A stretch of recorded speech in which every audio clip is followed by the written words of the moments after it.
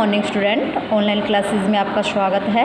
Class 7 विषय हिंदी और chapter आज हम 3 पढ़ेंगे, हिमालय की बेटियाँ। चैप्टर पढ़ने से पहले सबसे पहले हम इसके कठिन शब्दार्थों को देख लेते हैं। गंभीर, गंभीर का अर्थ होता है स्थिर, जो चंचल न हो। संभ्रात, संभ्रात का अर्थ होता है सभ्य या शिष्ट, प्रतीत होती है, लगती है। कंधे पर, चोटियों पर। भावभंगी, भाव का जो स्वरूप होता है उसे भावभंगी कहते हैं। उल्लास, प्रसन्नता। कौतूहल, उत्सुकता या जानने की इच्छा। विस्मय, आश्चर्य या अचंबा। बाल लीला, बच्चों का जो खेल कूद होता है उसे बाल लीला कहते हैं। आइए चैप्टर पढ़ते हैं। अभी तक मैंने उन्हें दूर से देखा था।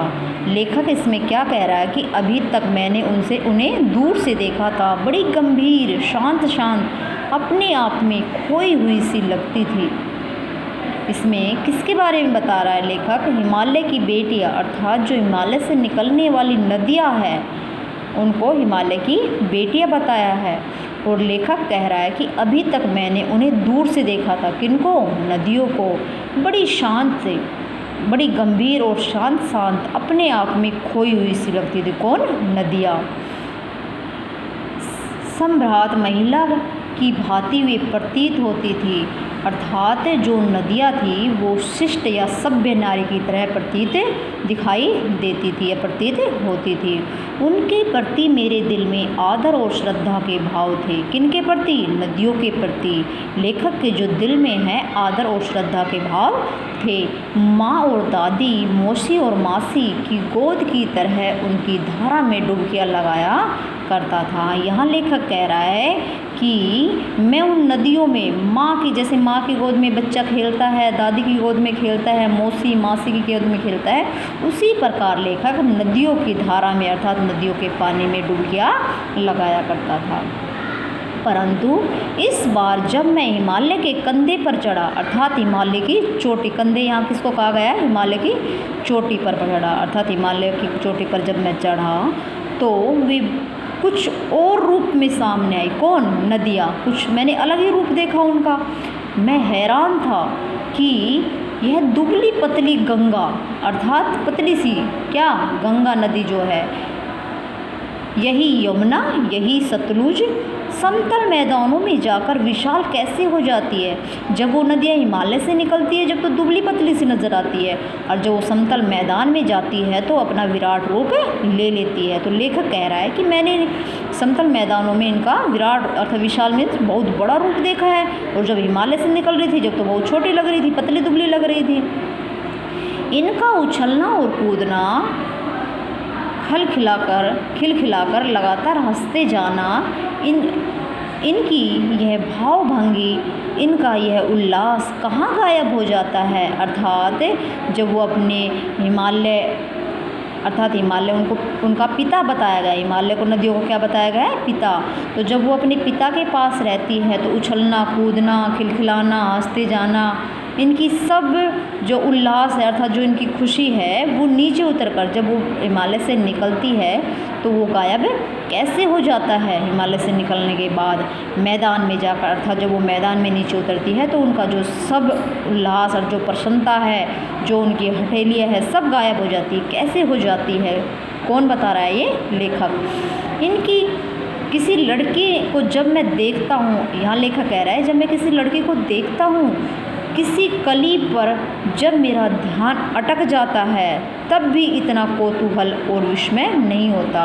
अर्थात मैं किसी लड़की को देखता हूँ तो जब मेरा ध्यान उस पर अटक भी जाता है तो मुझसे आश्चर्यचकित नहीं होता मैं उसको देखकर, जितना कि इन बेटियों की बाल लीला को देखकर होता है। अर्थात बेटियाँ किसको बताया गया है यहाँ? नदियों को। जितना कि मैं इन नदियों को देखकर, इनकी जो बाल लीला उनको देखकर आश्चर्यचकित हूँ। इसमें प्रश्न देखो इस पैराग्राफ के, लेखक के दिल में नदियों के प्रति कैसे भाव थे? लेखक के दिल में नदियों के प्रति आदर और श्रद्धा के भाव थे। लेखक किसकी गोद की तरह धारा में बैठकर डुबकियाँ लगाया करता था? तो किसकी गोद की तरह? माँ और दादी, मौसी और मासी की गोद की तरह धारा में बैठकर डुबकी लगाया करता था। अगला पैराग्राफ देखो। कहाँ ये भागी जा रही है, किसे कह रहा है लेखक, नदियों को, कि कहाँ भागी जा रही है, अर्थात बहते ही बहते जा रही है। वह कौन सा लक्ष्य है इन्हें बेचैन रख कर रखा है, अर्थात इन नदियों का ऐसा कौन सा लक्ष्य है, क्या पाना चाहती है जिनको इन्होंने बेचैन कर रखा है। अपने पिता का विराट प्रेम पाकर अगर इनका हृदय अतृप्त ही है तो क्या कौन होगा जिसकी प्यास मिटा सकेगा। अर्थात ये अपने पिता, इनके जो पिता है कौन, हिमालय, वो जो विराट है अर्थात बहुत बड़े हैं, उनका प्रेम पाकर भी ये खुश नहीं है। अतृप्त मीन्स खुश नहीं है। तो वह कौन होगा जो इनकी प्यास को मिटाएगा, अर्थात कौन होगा जो इनको खुशी देगा। बर्फ़ जली नंगी पहाड़ियाँ, छोटे पोटे पौधों से भरी घाटियाँ, बंधुर अत्यकाय सरसब्ज उत्त्यकाय, ऐसा है इनका लीला निकेतन। अर्थात जब ये पहाड़ियों से निकलती है तो हिमालय पर्वत पर बर्फ़ पड़ती है, तो वो हिमालय पर्वत पर जो बर्फ़ पड़ती है उसे नंगी पहाड़ियाँ बताया, अर्थात वो बर्फ़ से जो ढकी हुई है, छोटे छोटे पौधों से भरी घाटियाँ, जब वो निकलती है तो घाटियाँ भी आती है। और बंधुर अधिकाय, बंधुर का मीन्स होता है जो बंधी हुई गहरी घाटियाँ होती है, जाल से वो घाटियाँ को बताया गया है। और सरसब्ज उत्पाद है, अर्थात हरी भरी जो घाटियाँ है उनको बताया गया है। ऐसा है इनका लीला निकेतन, अर्थात ये बाल लीला करती हुई आगे बढ़ती है।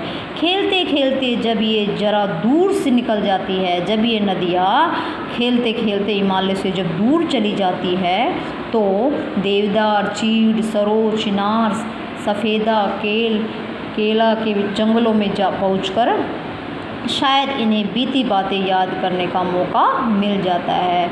अर्थात ये इतना दूर निकल जाती है कि इन्हें बहुत से पेड़ पौधे भी मिलते हैं, देवदार, चीड़ का वृक्ष, सरों का वृक्ष, चिनार का, सफ़ेदे का और केल का, और ये इन जब पहुँचकर शायद उन्हें बीती बातें, अर्थात जो पहले की बातें हैं, पहले की कौन सी बातें, जब वो पिता के घर थी, कैसे ठठेलियाँ करती खेलती थी, वो बातें याद आती होगी, अर्थात पिता को याद करती होगी। कौन जाने बूढ़ा हिमालय अभी इन नटखट बेटियों के लिए कितना सिर धुनता है, अर्थात कौन जानता है कि जो ये बूढ़ा हिमालय को बूढ़ा बताया गया है कि अपनी बेटियों के लिए इतना सिर धुनता है, अर्थात उनको इतना प्यार करता है। बड़ी बड़ी चोटियों से जाकर पूछिए, उत्तर में विराट मौन के सिवाय उसके पास और क्या रखा है। अर्थात हिमालय से जाकर पूछो, उनकी चोटियों में जाकर पूछो कि हिमालय कहाँ पर बताएगा, उत्तर दिशा में हिमालय भारत के, तो वो बिल्कुल शांत मौन स्वभाव से बैठा है, उसके पास इन बेटियों के सिवा और कुछ नहीं है, अर्थात क्या है, कुछ भी नहीं है। इसके क्वेश्चन आंसर देखो, नदियाँ किन पेड़ों के जंगलों में होकर गुजरती है, तो किन पेड़ों के जंगलों में होकर गुजरती है, देव, चीड़, सरोज, चिनार, सफ़ेदा और कैन के पेड़ों में होकर गुजरती है। महान पिता का विराट प्रेम पाकर नदिया का हृदय कैसा है, अतृप्त है, अर्थात नदियाँ खुश नहीं है, अर्थात वो और प्रेम पाना चाहती है, और खुशी प्राप्त करने के लिए दौड़ी दौड़ी यार बहती रहती है। ठीक है, आज के लिए इतना, इससे आगे हम नेक्स्ट क्लास में पढ़ाएंगे। Thank you.